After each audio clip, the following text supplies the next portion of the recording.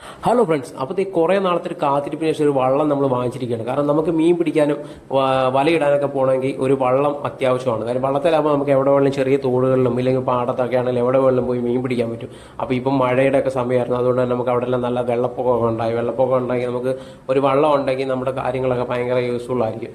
അപ്പോൾ അതുകൊണ്ട് തന്നെ നമ്മൾ ഒരുപാട് നാളത്തെ കാത്തിരിപ്പിനൊക്കെ ശേഷം ഒരു വള്ളം വാങ്ങിക്കാൻ തീരുമാനിച്ചു. സാധാരണ നമ്മൾ വെള്ളം കയറുമ്പോഴൊക്കെ നമ്മൾ എവിടെയെങ്കിലും ആരെങ്കിലും കൂട്ടുകാരുടെ ഇല്ലെങ്കിൽ വേറെ ആരുടെയെങ്കിലൊക്കെ നമ്മൾ റെൻറ്റിനൊക്കെ എടുക്കുകയാണ് പതിവ്. അപ്പോൾ എല്ലാ വർഷവും ഇപ്പം മഴ പെയ്യുമ്പം അത്യാവശ്യം നമ്മുടെ അവിടെയൊക്കെ നല്ല വെള്ളം കെട്ടൊക്കെ രൂപപ്പെടാറുണ്ട്. അതുകൊണ്ട് നമ്മൾ തന്നെ വിലക്കൊരു വള്ളം വാങ്ങിക്കാൻ തീരുമാനിച്ചിരിക്കുകയാണ്. അപ്പോൾ വള്ളം വാങ്ങിച്ച് ഫൈബർ ഗ്ലാസ്സാണ്, ഫുള്ള് ഫൈബർ ഗ്ലാസ് വെച്ച് നിർമ്മിച്ചൊരു വള്ളമാണ് വാങ്ങിച്ചിരിക്കുന്നത്.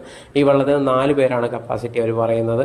കുഴപ്പമില്ല, നല്ല സ്ട്രെങ്തും കാര്യങ്ങളൊക്കെ ഉണ്ട്. അപ്പോൾ നമ്മൾ അഡീഷണൽ ആയിട്ട് അതിനകത്ത് വേറെ ചെറിയൊരു ബോക്സും കാര്യങ്ങളൊക്കെ വേറെ പണിത് ചെയ്യിച്ചിട്ടുണ്ട്. അപ്പോൾ നമ്മൾ ആ വള്ളം ഇവിടുന്ന് കൊണ്ടുപോയി നമ്മുടെ പാടത്തേക്ക് ഇറക്കുന്നതും അങ്ങനെയുള്ള വീഡിയോ ആണ് ഞാനിപ്പം ചെയ്തിരിക്കുന്നത്. ആ വീഡിയോ അപ്പോൾ പോസ്റ്റ് ചെയ്യുകയാണ്. അപ്പോൾ ബാക്കിയുള്ള കാര്യങ്ങളൊക്കെ കാണുക. വീഡിയോസൊക്കെ ഇഷ്ടമാണെങ്കിൽ സപ്പോർട്ട് ചെയ്യുക. പിന്നെ നമ്മളിത് 2 പേരാണ് ഈ വള്ളം പിടിച്ചു കയറ്റുന്നത്.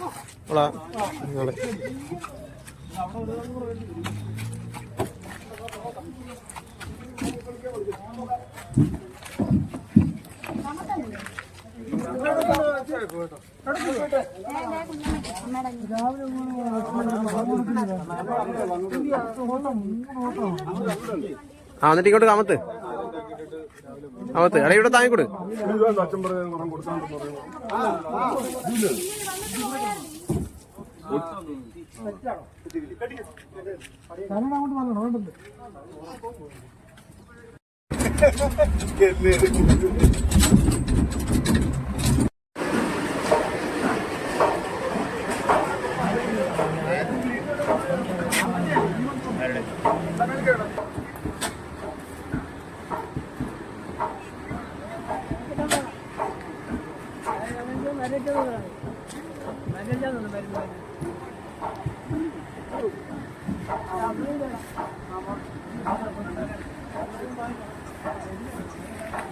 ഇത് പൊക്കുവാണ്, ഇവിടെ പൊക്കുവാണ്, ഇത് ഊരിയെടുക്കാൻ പറ്റില്ല.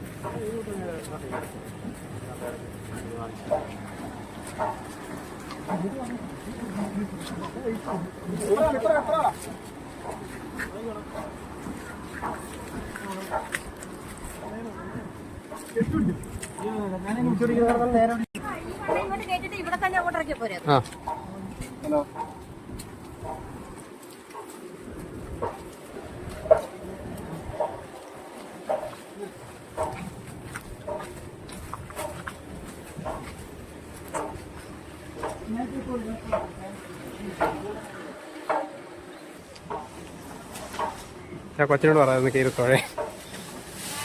വെള്ളം ഒഴിക്കും. വെള്ളം കോരി ഒഴിക്കടാ.